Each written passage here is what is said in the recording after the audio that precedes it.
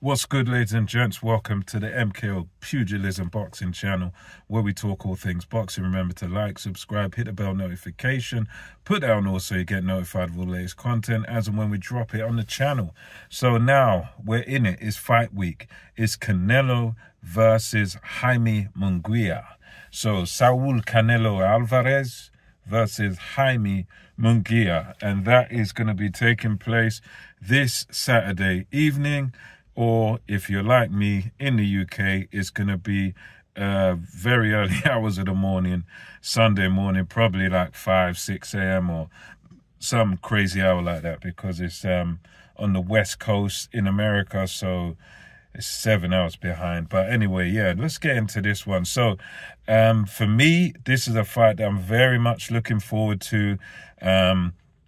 In a sense, you could say that this could be a passing of the torch fight, because you've got Jaime Munguia, who's in his sort of mid-20s, young Mexican fighter, a guy that I've always been. I think we've seen improvement in his game lately. In his last performance, knocking out John Ryder. I myself, I was a little bit skeptical of him when I first saw him. I didn't really think too much of him, but I will admit that, you know, after his Liam Smith victory and some of his other bouts, and he's been through trainers like Eric Morales, now with Freddie Roach, he's a guy that has shown a lot of improvement. He's making progress. He's making strides towards fulfilling his potential, and I think we've still got some way to go before we see Jaime Munguia fulfill his potential. So he is certainly the fighter on the rise out of these two guys. You then have Saul Canelo Alvarez, who everybody knows he's one of the wealthiest boxers in the world. I mean, it's between him and Anthony Joshua for who is the wealthiest. He is Mr. Payday. Anoda is one of the highest paid athletes in the world, highest paid boxer. He is a super duper star, and he's a guy that in his mid-30s now. He's a guy that I would say he's closer to the end of his career than he is to the beginning of his career. So he's a guy that we've seen tiny bits of slippage, but not that much slippage. He's a guy that seems to be not quite still in his prime, but he seems to still be good enough to pretty much beat everyone out there. I would have him favorite over David Benavidez. I know a lot of people would disagree, but I would have him favorite over David Benavidez, and I do sort of have him favorite here over Jaime Munguia. I think what both guys have got to do are, you know, completely the opposites to each other.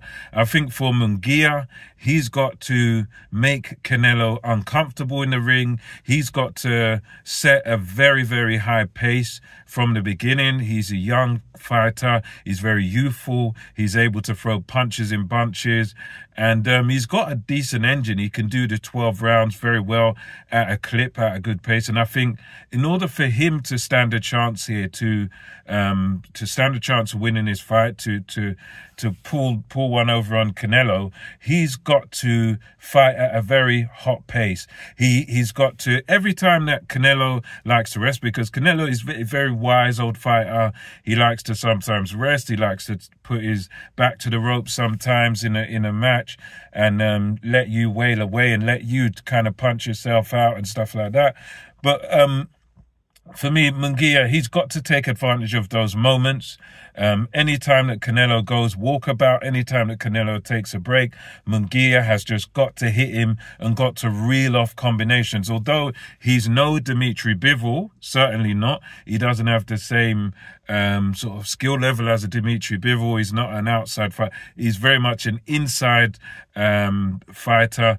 And I think he's got to set that hot pace, let his hands go on Canelo. Even if you're missing, you know, just make sure that the judges see that you are working and that you're the one that's working harder, that you're the one that's landing the shot. So every time Canelo tries to take a breather, make Canelo uncomfortable, set that high pace, and throw punches in bunches. Make sure you let your hands go, punch in combination from the word go. Make Canelo know that, no, you're not going to get me like you got others. You're not going to make me fight at your pace. I'm going to fight at my pace. I'm going to make you work hard. I'm going to make you feel every bit of those 34 years or however old you are. He's got to do that, you know, put the pressure on Canelo and make sure that Canelo is uncomfortable, and try to take Canelo into the trenches and sort of try and tire Canelo out. And also, as others have noted, I think he's got to get behind the jab, which is a weapon that I always like to say and I always like to talk about.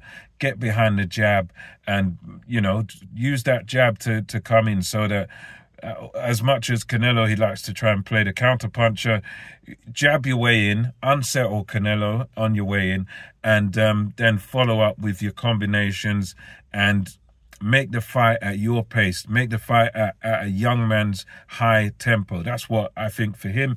And I think Canelo is kind of the opposite. He's got to make it at a slow pace, fight at a slow pace. He's got to fight in bursts and make sure he manages this fight very carefully.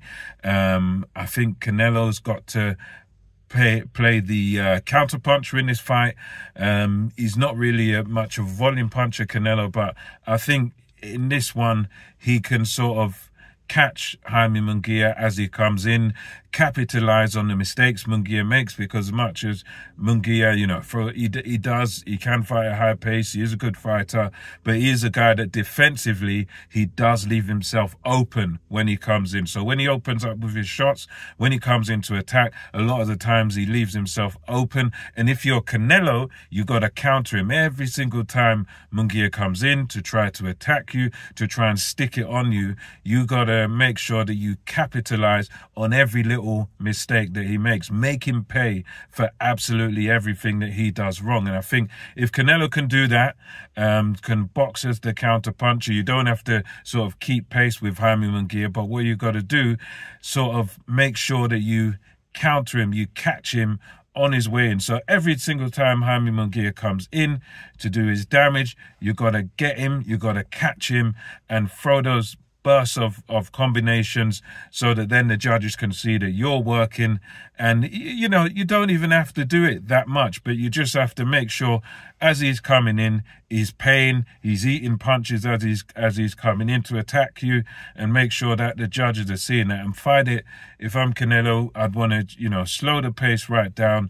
Don't allow Munguia to sort of fight at that young man's pace. Tie him up if you need to on the inside, and just counter him as he comes in. Catch him on the way in, and then you can sort of beat him that way. I think that's what Canelo's got to do. He's got to sort of make it a slightly slower pace, and he's got to just play that counter-punching role, be the wise old fox, and I think if he does that, he will beat Jaime Munguia. I mean, it's one of those fights where I am favouring Canelo, but at the same time, I would not be at all surprised if we saw an upset here. I think Munguia, as much as I would say he's not on Canelo's level, skill-wise, I think he's got the determination and he's got the guts, he's got the heart and the engine and the toughness that if he employs the right game plan, he can get the job done here.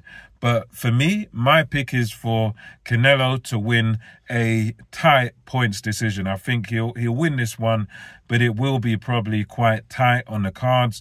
But I think he's got enough wisdom, big fight experience. I think he can counter and he can capitalize on the mistakes of Jaime Munguia and just outpoint him. You know, probably a sort of unanimous decision victory for Canelo. That's what I'm predicting. I'll probably give a few more thoughts as we go later into the week. But for me, that's my early prediction, is Canelo Alvarez by points. Let me know what you think of this. Let me know who you are picking to win this fight in the comment section below. And until next time, it's MKO Pugilism, over and out.